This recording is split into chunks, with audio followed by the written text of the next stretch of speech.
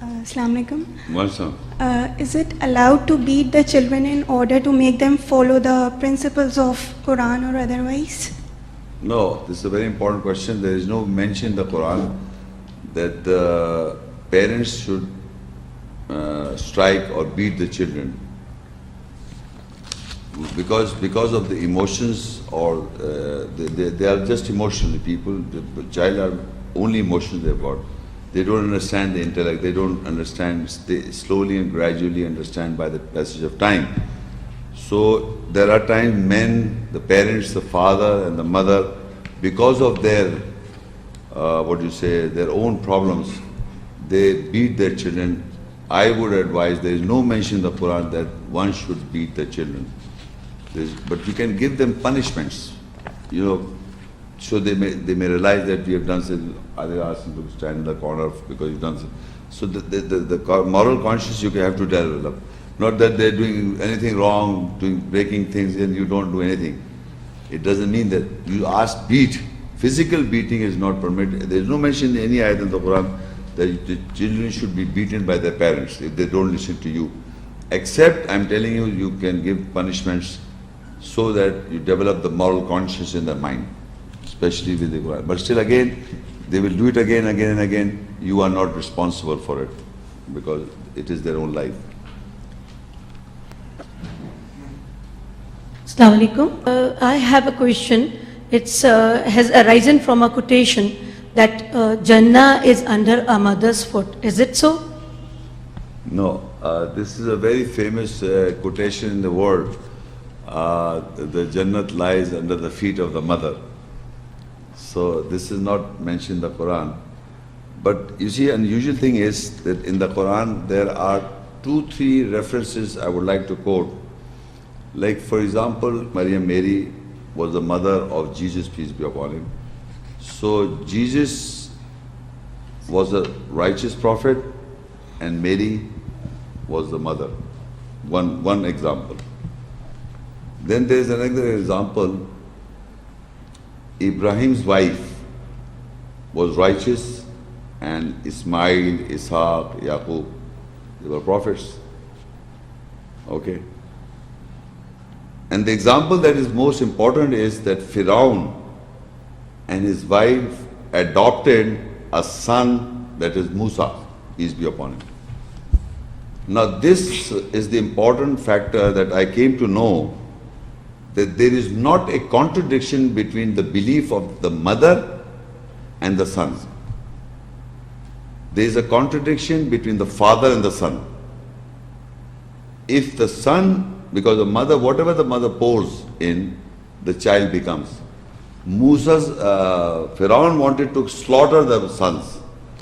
So at that particular time, because they didn't have a son, so Firaun's wife said, let's adopt this son, Moses. So Musa salam was adopted by the Firaun's wife. So whatever nice, good things she knew, she passed it to Moses, and after Moses got the revelation, and it's not mentioned in the Quran, but I would assume because she was brought up by Musa salam, when Musa salam was a messenger and a prophet, so she must have diverted, and it's mentioned in the Quran that she was not with Firaun, because Musa was adopted by Musa salam, by her, Firaun's wife, so she followed Musa salam and got the Jannah. She did not was with Firaun. So this application tells me that there are contradictions between father and son. I have read two occasions, father and son, and between wives also. Nur Islam and wife, and Lut Islam was not. Nur Islam and Lut Islam was righteous, and their wives was not righteous. So they were not together in the day of judgment. But there is not a contradiction between mother and son. Wherever the son is, the mother is. So mothers should know that their Jannat lies in the son's hand, not in the feet. If you pass on goodness to your son, the son will make sure that you become right. Thank you very much. Okay. Assalamu alaikum. Well, My question is regarding adoption. Is it allowed in Islam? If it is allowed, then what is the status of a child whose father is unknown? Okay. Now, in the world, in the state, the world, one of the example I just now told her, adoption, people think when to adopt and what to adopt and if his adoption is allowed or not. If you note down the references, I'm just giving the reference. In Surah Al-Imran 3 and Ayah 37, in this Zakaria, Allah made Zakaria to adopt Maryam. Zakaria al-Islam, Maryam was adopted by Zakaria al-Islam, the messenger of Allah. Imran was the father, and Imran is the wife. And when Maryam was born, she was adopted by Zakaria al-Islam as a messenger. So adoption is allowed. In the case of whatever the case, not defined but adopted. Who adopted? Zakaria al-Islam. Now in Surah Yousuf, Yousuf al-Islam was also adopted because he was thrown in a well and the wife of Aziz they both did not have a son, they adopted Yousuf al-Islam. So again the adoption is there. And Musa al-Islam was adopted by Pharaoh. 3 male genders adopted. In the 3 male genders, you will note, there's one more point I have looked into, that Musa al-Islam was adopted by a pharaoh, a non-believer. So, if you want your son to be adopted by even a wrong person, you still can give. You understand? If you've got 10 kids and you want somebody to adopt, suppose somebody wants to adopt your son and you want to give it away because Allah has provided you so many kids. So remember, you can give it even to a pharaoh type personality. But you cannot give your daughter, because Zakaria al-Islam, Allah made sure that the daughter came under the influence of a prophet, Zakaria. Whatever the Maryam was, but basic, her nucleus or whatever was, she was a female. Otherwise, whatever the character traits she had. So Zakaria al-Islam adopted Maryam, a messenger of God.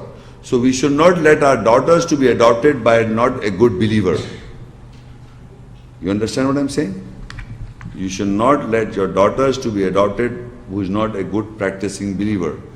A person who is a boy, he can be adopted because there are conditions mentioned in the Quran. Yousuf al-Islam was adopted. But he was adopted, but look at the condition. Even a woman, Aziz's wife had, wanted to have relationship with the boy, his own apparently adopted son. So what about the girl? So make sure in adoption, a person who is adopting, if you're giving your son for adoption, if you are giving, you must make sure your daughter should be adopted by a good, religious, pious person. A very pious person. And even the son, you can take up a chance because the Quran says the male gender fight. If the adopted father is wrong, Musa salam took a stand. So they had an opposition. But mother always go with the son. So that is adoption. If somebody's fathers are not known, then who's your father? If you do not know the name of the father in the world of a son or a daughter, what do you call them? Or if suppose a woman gets pregnant by some illegal sexual affair, so you must not drop that child. It should be produced as it is by the will of God that child came into being. Remember this, very important to you, because Surah Ahzab 33 says in Ayah 5, Ud'uhum li'abahim huwa aqsatu inda Allah فَإِن لَمْ تَعْلَمُوا آبَاهُمْ فَإِخْوَانُكُمْ فِي الدِّينِ وَمَوَالِكُمْ. Call your sons by your father's name, that is most justified in the nearness of Allah. فَإِن لَمْ تَعْلَمُوا آبَاهُمْ. So whom your fathers you don't know, فَإِخْوَانَكُمْ فِي الدِّينِ, they are brothers in the judgment, and they are your protectors. So remember, this is very important. Whenever an illegal act is performed anywhere in the world, and it is wrong, I am not justifying the act. The act is wrong, but the birth of the child is created by Allah. The birth of the child is created by Allah. So how you can say what we use the word wrong for it? So Allah says in the Quran, if you do not know the father, they are your brothers or protectors. So that is how Allah saved. There are so many people in the world who are created like that. By sperm banks, by so many other means, there are children created without a father. But you can never ever call them B. Because according to Quran, they are your brothers. So your question, if you do not know the father, they are your brothers and they protect us. Because in the world, people who is born like, he's been saying from the very, some people are saying, you are not born of a father, you don't have a father, you are like this, you are like this. So you are getting hurt that man, what wrong he did. Their parents' act is wrong. We agree to it. But the child birth cannot take place by the will of God, except by the will of God. There are couples who are married for so many years, they cannot produce children. Do you know that? There are couples married for so long period, but they cannot produce children. And once an act took place and they were pregnant, the child they got pregnant. One act can produce children, and you are blaming that person who is born. You are not allowed to blame the boy or a girl who's been produced by an act which was not permitted by God, zina. So you cannot call that child wrong by wrong name. Allah called them by Mawla. They are your protectors. So that is very important question that you asked. That we people are labeling them according to Quran. Every child is born by the permission and the will of God. So child is nothing to do. You should have respect for this child. Only Islam gives respect to these kind of people in the whole world. No other religious book gives this respect. And that is why these people are being victimized, because their life from the very childhood, they've got a label on their head that they are a production of wrong act. Assalamu alaikum. My name is Amna. My question is, as it is forbidden to raise the voice before parents, does the same way we require to respect the parents of our spouses? Sorry, as it is? As it is, does the same way we require to respect the parents or our spouses? Yes, spouses, you are comparing spouses and parents. Parents. In parents' relationship, you know, the parents are having a greater respect than husband-wife have. Among the husband-wife relation, the wife has to listen to the husband. That's in the Quran. But in front of the parents, they have to respect the parents more than the wife as in relation. Because Allah says for the wife, you sermon them, leave them from the parents, and you strike them for the wife. But for the mother and father, you cannot say oof. So you have to respect the mother and father of the husband's father and mother, and the husband should also respect the mother and father of the wives, which normally men don't do. You see, the parents of a wife's parents is also be respected, and the husband's parents should be respected more as in relation to among each other. But the wife should respect or follow the husband, because she has to obey the husband. That is in the Quran. You have to obey Allah, you have to obey the messenger, you have to obey your parents, and you have to obey your wife has to obey the husband. In the right, of course, the right things. In the wrong things, you cannot obey. As the Quran says for the husband, wife, for the parents, he said you cannot obey them, but follow the one who invites you to the message, who is a deputy. But for the wife, in the Quran, it's not mentioned like this. In relation with husband and wife. So you can respect the parents more than the wife and husband relationship. Because husband has got the permission to beat the wife, but he cannot beat the father or parents. So that is why they have got the upper hand in any case. Because I told you they are old age, they have so much struggle. You are a mother, you know how much struggle you have done for your children as compared to you must have not done it for your mother. But the mother has done it for you. Or the father has done many things for you. So as a mother and father, when you become a mother and father, you know how they have gone through. Because even if you are in a better situation, if they were in the more better, not good situation, how much they have struggled for us. So whatever our existence is because of their struggle, in whatever manner they have struggled. So that is why we have to respect more. Thanks. Another question. Okay. If we are believer parents, we have great wish that our children practice in belief. At what age we can give him message, and at what age they start implementation? Can any Quranic verse? No, according to Quran. Age mention? No, according to Quran, I told you in my lecture also, according to Quran, you can educate them as you are educating other subjects, science and geography, physics. But remember that they will not follow. Why? Because of their age. And because why? Because they have not done anything wrong. They are innocent people. So innocent persons, when they are innocent people, when we are young, we are innocent and we want to do something wrong. That when we are young, we like to do. When I was very young and I was not even mature, before puberty, I wanted to steal, fruits from a tree, from somebody's house. And it was an activity. When you were young, it's an activity. It's not robbery basically, it's an activity. Oh yeah, can you do this? Oh, of course I can do this. So because we are innocent, we are doing certain things wrong, not knowingly that it is prohibited. So what I'm saying, innocent people do things at a younger age, and now you're trying to educate ayats. Adults are not able to understand. How many times I've repeated, but people cannot understand and believe. So, but the children you must educate, but do not expect them to follow. You must educate from the very childhood. Meaning education means the moral ethics. When you enter, you say Salaam Alaikum. In normal house, I am telling you, in normal house practice, this is a very normal thing. They cannot enter those hours. They should knock it. They should say Salaam Alaikum. Make it a habit. So that's in the Quran. So you can develop these little things.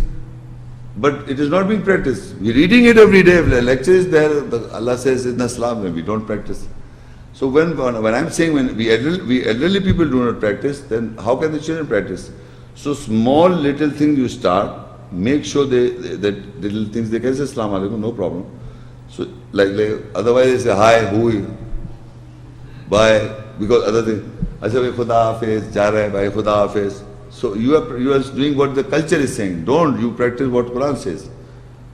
Allah Hafiz, what Allah Hafiz? Assalamu alaikum. Quran says Allah Hafiz is alright. I don't say Allah Hafiz, word is wrong. Allah means the protection of Allah, or the guarding of Allah, or the preservation of Allah. But the question when Allah says salam, or even to his father Ibrahim says Salamu alaikum. In Jannat when you enter, you say Salamu alaikum. Salam means peace. So make sure these little things are educated and practiced slowly and gradually. But still, the bigger things, it's difficult to make them, they should follow. But still, you must keep on sharing it. That's the important factor. Our job is to share, but we cannot expect they will follow. As Nuh al-Islam said, they will not follow. That is the danger point. Because if you expect people to follow, then you get hurt. So you must have a distance. It's possible that they might not follow. Yes, please. Assalamu alaikum. My question is from Surah 3 Aal-e-Imran, Ayah 14, where it is mentioned the sons are adornment. If the sons are adornment, then how to keep a balance of love between boys and girls in the house? Yeah, that we should not lead the girls as insignificant, as I recited in the verses, that they are left out. You see, the boys are adornment. You cannot exclude, the father and the mother cannot exclude that the boys are adornment for the parents and for your society. But now you have to consciously make sure that they are not left out as insignificant, as the Quran says. I read an ayah, which I read it, insignificant because you are not giving importance to the child, the girl child. So they should be loved, cuddled more, and make things for them which they can enjoy. You understand what I'm saying? So you cannot let them go out as the son is. But what is the requirement of the girl? You give them more importance consciously. You have to develop this conscious attachment towards them. Unconscious you cannot do it. Unconscious you have love for you. And you must have noticed every father and mother loves one child more. And it is noticeable. It is noticeable that this child is more, every mother and father, if the other sister and brothers know that this son or mine is more loved by our parents. So it is noticeable. But now if it is noticeable, but now you may develop the consciousness of more doing to those people. If I love my, suppose one daughter, so I'm more attached to that daughter, right? That I will do it naturally. But the rest of the daughters I'm ignoring. So I'll make conscious to do. I've done this of my love because I have love and affection for this girl or boy. But the other one, I will consciously to do it. No matter I don't have that kind of feeling, but as a job I will do it. That the girl should not left out as insignificant. That is the relationship between boys and girls, because normally boys are loved more. The girls are left out and make insignificant. So that's what I'm trying to say, that you make sure that the girls are made significant. Consciously you do. Your love for your sons will not go away. So you lift them up. Otherwise you are burying them up. Okay. Assalamu alaikum, Brother Shaikh. Mansam. Brother Shaikh, I was wondering if the parents realize, or the children realize, that they are not fulfilling the commitments as we found out today, and they want to amend among each other, how would they go about it? Would you be able to show me a reference from the Quranic verses? That what would be the amendment process between when they realize that they are not doing it?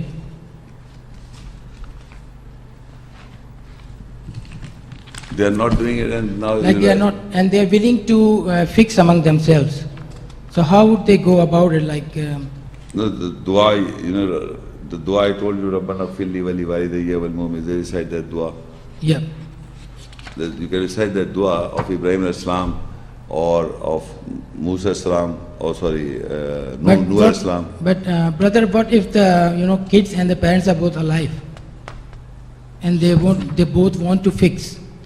Like you said, both the parents have made mistakes and the children have made mistakes, and they want to fix among themselves.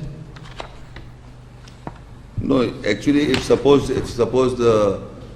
your father is not alive, or you mean to say your son is not alive, or brother is not alive, or what? Like even with, like I'm a parent and okay. I've got kids. I've made mistakes with them. Now how to correct? Yes. Both of them? Yes. So if you have realized the extent, there is a surah, then you have to go back to the surah Al-Maidah 589. All right. Okay, that says, لا يؤاخذكم الله باللغو في أيمانكم ولكن يؤاخذكم بما أقدرتم الأيمان فكفارة إطعام عشرة مساكين من أوسط ما تطعمون أهلكم أو كسوتهم أو تحرير رقبة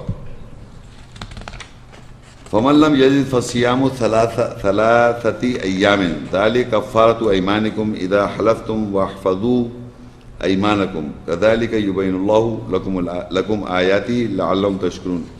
Allah will not catch you with nonsensical or ungrammatical talk in your right, and He will catch you with what you fastened, tied the knot in your right. And the atonement amended for correction. Now you and your son had some relationship, either you was wrong or either he was wrong, now both of you want to amend. So you confess the confession where you were wrong, and then you have to do is feeding of the 10 needy persons in a particular aspect. In a particular aspect, you have to feed the 10 needy person from an average of what you feed to your family. whatever the status by virtue you feed to your family, you have to take that average food, the same food. Or garb them, or distinct of uniform kind, or liberate a free slave. Nowadays there is no liberation of slave. This is or. 10 people to feed or free the slave. Then whosoever does not find this, then fast for 3 days. If you cannot, if you are a poor person, if you cannot have average scale of 10 people to feed, then you fast for 3 days. And that wrong should not be repeated again. Keeping in view that this thing I have done wrong, so I fast for 3 days, or I feed the poor 10 people on an average scale, and also clothe them. This is the atonement or amendment correction of your right when you take an oath and preserve your right. Likewise, Allah clarifies His right signs for you so that you may be thankful. So in any condition, not only specific parent-child, any condition including parent-children relationship, if you have done wrong to your child, now you have realized it, you say sorry to the person, to your child, even of your father, and because of this ayat I am saying sorry, and I want to correct my life, so I am fasting for 3 days, and I will not do it again, and son, you forgive. And then you are asking forgiveness for Allah because it was the order and hukum of Allah not to do so. So this is why you fast, so the guilt will go away, and if you don't repeat. Similar goes to the son, he should do the same thing. This is the procedure laid down in the Quran. Whenever you do wrong, whether father or son, if he wants to amend by the verse which expounded and you came to know this is where I was wrong, you admit that, then you fast for 3 days or feed the 10 poor, 10 people, feed the 10 people. You do this. These are the things you have to do. Right? Thank you very much. Okay. With this, we conclude our tonight's session. We would like to thank you all for your attendance. Assalamu alaikum wa rahmatullahi wa barakatuh.